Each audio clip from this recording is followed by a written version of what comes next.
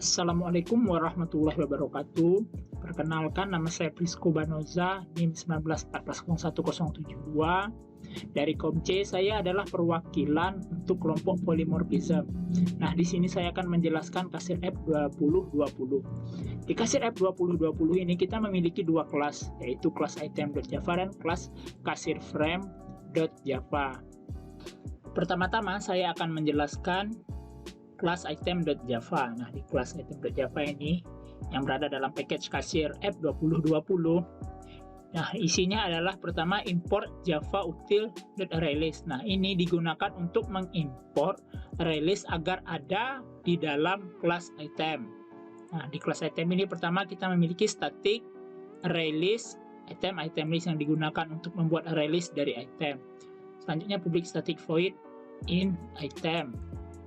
Nah, di dalam ini kita memiliki item list sama dengan new array list item, array list baru dari item list.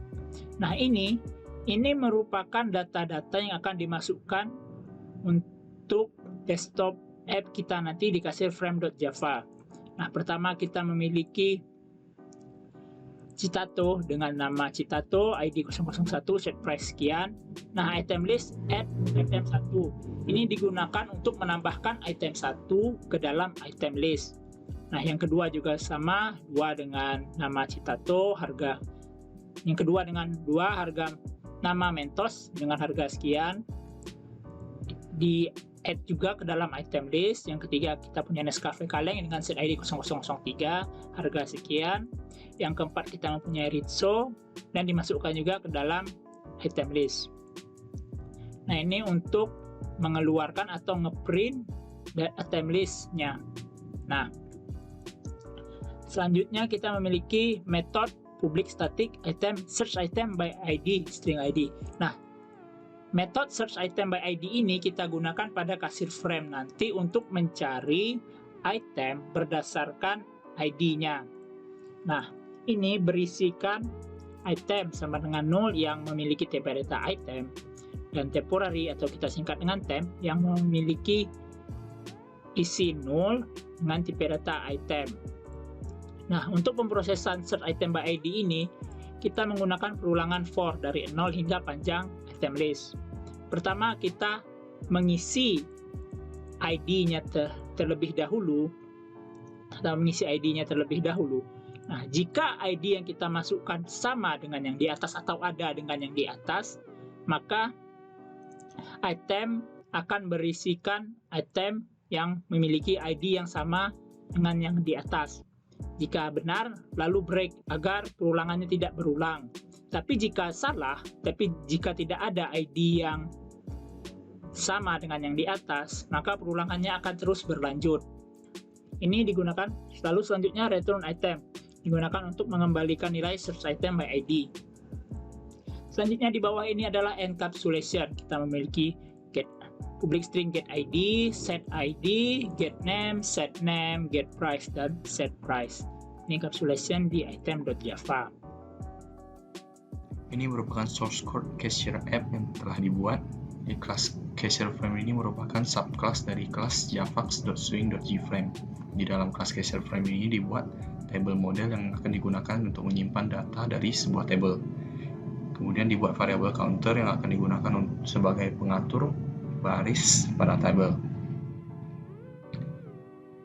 Ketika objek cashier frame dibuat, maka method constructor ini akan dipanggil dan akan menjalankan init components. Init components ini merupakan semua komponen-komponen yang telah kita buat di desain cashier app kita. Kemudian didefinisikan shopping cart table model sebagai shopping cart table.getModel agar table model yang kita buat bisa di-get dan di-set. Di sini ada method ID enter perform yang akan dijalankan ketika menerima sebuah event action perform. Nah, ketika metode ini dijalankan, maka dia akan mencari item berdasarkan ID yang diinputkan di ID text field dan menyimpannya ke variable item. Jika hasilnya 0, maka name text field dan price text field akan diisi item not found. Sementara jika hasilnya ada, maka name text field akan diisi dengan nama item tersebut, price text field akan diisi dengan harga item tersebut sebagai string. pada bagian tabelnya, di kolom 0 itu akan diisi counter plus 1 yang merupakan number. Di kolom 1 akan diisi nama item tersebut, di kolom 2 akan diisi harga item tersebut, di kolom 3 akan diisi quantity item. Di sini diisi 1 by default.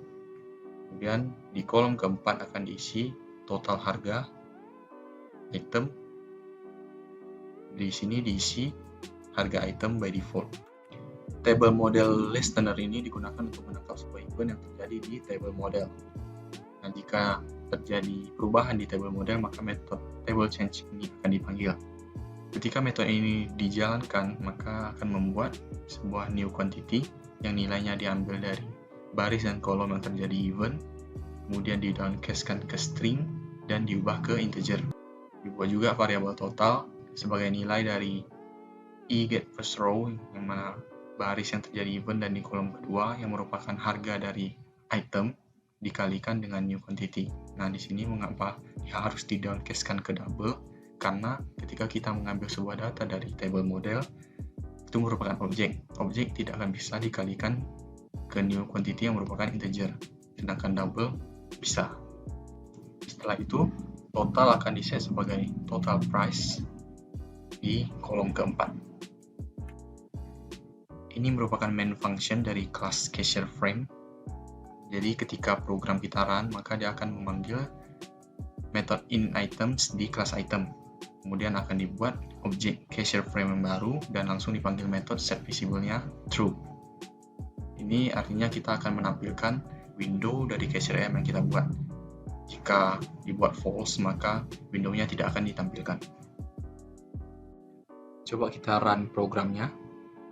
Nah, ini adalah output dari programnya. Jadi, ketika kita menginputkan sebuah ID atau item ID dan kita enterkan, dia akan melempar sebuah event. Eventnya action perform. Jadi, ketika si metode ini menangkap event action perform, maka dia akan mencari item berdasarkan ID yang telah kita inputkan. Kalau itemnya ada, maka name text field akan diisi dengan nama item tersebut dan price text field akan diisi dengan harga item tersebut.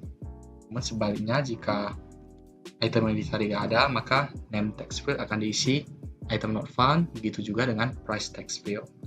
Nah, jadi ketika itemnya ada, maka dia akan add di table sesuai dengan kolom-kolomnya. Kolom pertama itu isi number, kolom kedua nama dari item, kolom ketiga harganya, kolom keempat nih quantity by default. Artinya biasanya kasir di Indomaret itu scan dulu barangnya baru tentukan quantity dari barang tersebut berapa. Otomatis juga totalnya default karena harga kali 1 kan masih tetap. Jadi kalau quantity-nya dirubah, misalnya kita ubah jadi 2, barulah totalnya berubah sesuai dengan codingan yang telah kita buat. Jadi pada saat quantity-nya dirubah, maka dia akan mengambil nilai quantity tersebut dan dikalikan dengan harganya. Baru hasilnya akan diletakkan di kolom total atau kolom keempat ini.